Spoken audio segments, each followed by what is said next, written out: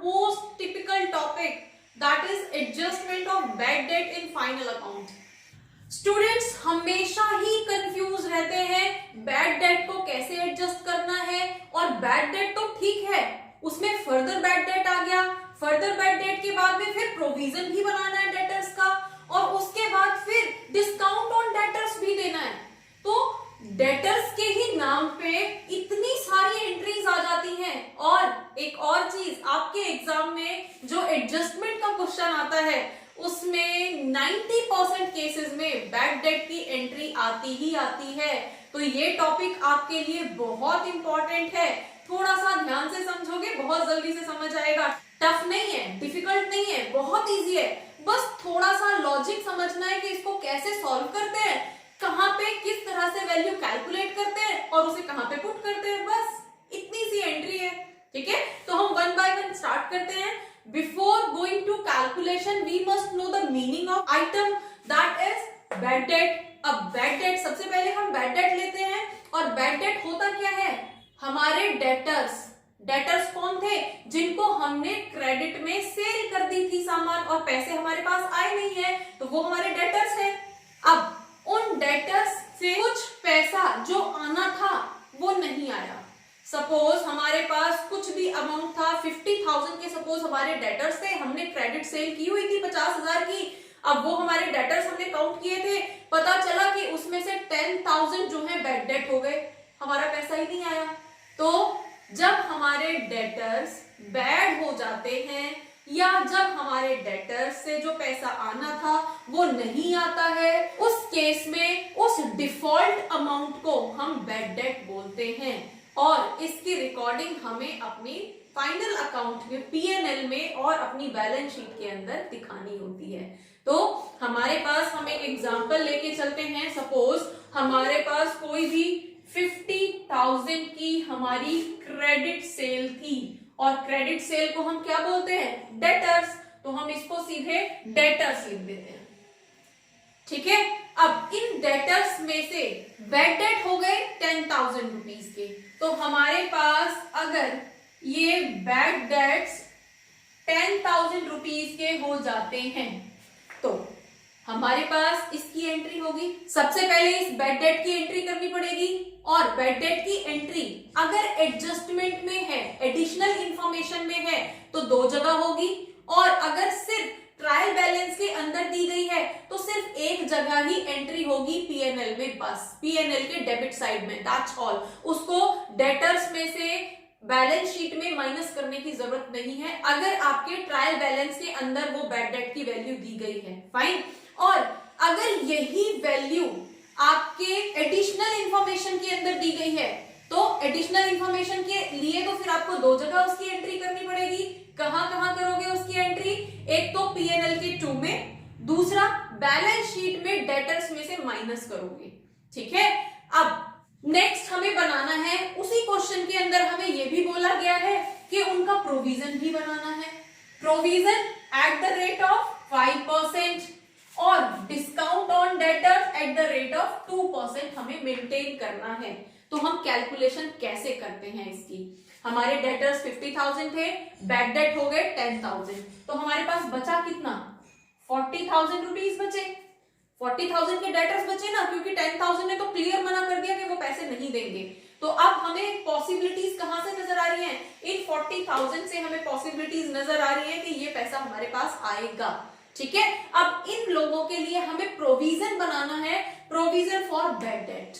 अब provision for bad debt at the rate of 5%, तो provision हम कौन से अमाउंट का बनाएंगे, टोटल डेटर्स का नहीं बनाएंगे, प्रोविजन हम इस अमाउंट का बनाएंगे।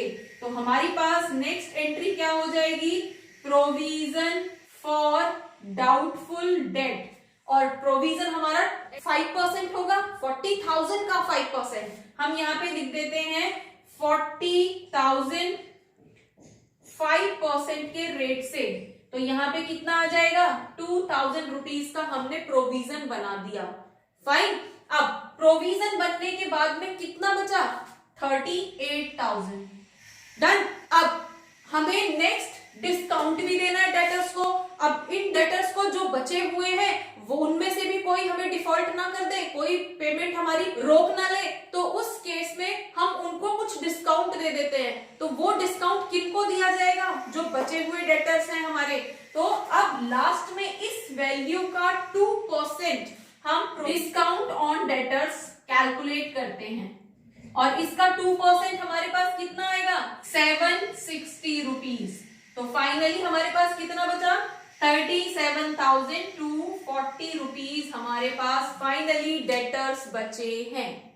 ठीक है, इस तरह से हम यहाँ पे एंट्री करते हैं। जितने भी हमारे डेटर्स थे उसमें से सबसे पहले तो एडिशनल इंफॉर्मेशन वाले बैड डेट्स माइनस करेंगे।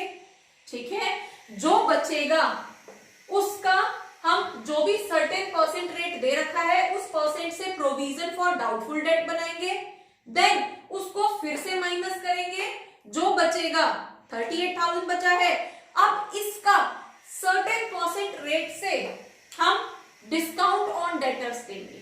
ठीक है, देन उसको माइनस करेंगे और जो फाइनली हमारे पास वैल्यू आएगी वो हमारे फाइनल डेटर्स होंगे जो बैलेंस शीट में लिखे जाएंगे।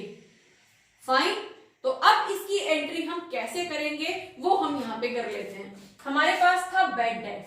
अब बैड डेट अगेन अगर हमारी एडिशनल इंफॉर्मेशन में दिया गया है तो दो जगह एंट्री होगी। कहां पे? एक तो प्रॉफिट एंड लॉस अकाउंट के 2 साइड में, फाइन। दूसरा हमारे बैलेंस शीट में डेटर्स में से माइनस हो जाएगा। ठीक है, हमने यहां पे माइनस किया था। क्लियर?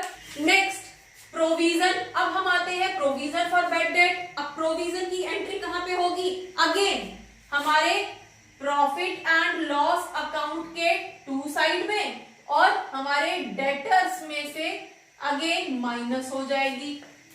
सेम हमारा यहां पे भी रहेगा। हमारे प्रॉफिट एंड लॉस अकाउंट के 2 साइड में एंट्री की जाएगी और हमारे बैलेंस शीट में जो भी डेटर्स थे उन डेटर्स में से माइनस कर दिया जाएगा। ठीक है, तो अब हम प्रॉफिट एंड लॉस अकाउंट के अंदर कैसे एंट्री करेंगे? तो हम यहाँ पे प्रॉफिट एंड लॉस अकाउंट यहाँ पे 2 साइड हम कर रहे हैं। ठीक है, सपोज 5,000 के बैड डेट ऑलरेडी हमारे ट्रायल बैलेंस के अंदर दिए हुए हैं, मतलब बॉक्स के अंदर ऑलरेडी 5,000 दिए हुए हैं बैड डेट। तो पीएनएल अकाउंट में क्या लिखते हो? Bad debts. ठीक है, और बैड डेट कितने हैं? सपोज 5,000 पहले से दिए गए हैं बॉक्स के अंदर। ठीक है, और एडिशनल इंफॉर्मेशन में 10,000 के फर्दर बैड डेट्स दिए हुए हैं। तो आप क्या करते हो? प्लस फर्दर बैड डेट्स या फिर न्यू बैड डेट्स। अब न्यू बैड डेट्स आपके कितने के हैं? 10,000 के हैं। तो आपके बैड डेट्स कितने हो गए? आपके बैड डेट्स हो गए 15,000 रुपीज के। तो आपके बैड डेट हो गए। क्लियर? नेक्स्ट, अब आपने क्या बनाया था? Provision for doubtful debt. यहीं पे आप नेक्स्ट एंट्री कर दो to provision for doubtful debt. अब प्रोविजन कितने का बना है आपका? जितने भी अमाउंट का आपने यहाँ पे प्रोविजन बनाया है इस अमाउंट को आप यहाँ पे शो कर दोगे पीएनएल अकाउंट में 2,000 का। क्लियर? नेक्स्ट आपने क्या दिया है? Discount on debtors. तो टू डिस्काउंट ऑन डेटर्स या provision for discount on debtors आपने कितने का बनाया था? 760 रुपीज का। तो 760 रुपीज आप यहाँ पे मेंशन कर देते हो। ठीक है, सिर्फ उस अमाउंट को जो आप कैलकुलेट करके यहाँ पे निकाल रहे हो उन वैल्यूज को यहाँ पे पुट करना है। क्लियर? फाइन। अब हम बैलेंस शीट के अंदर कैसे शो करते हैं?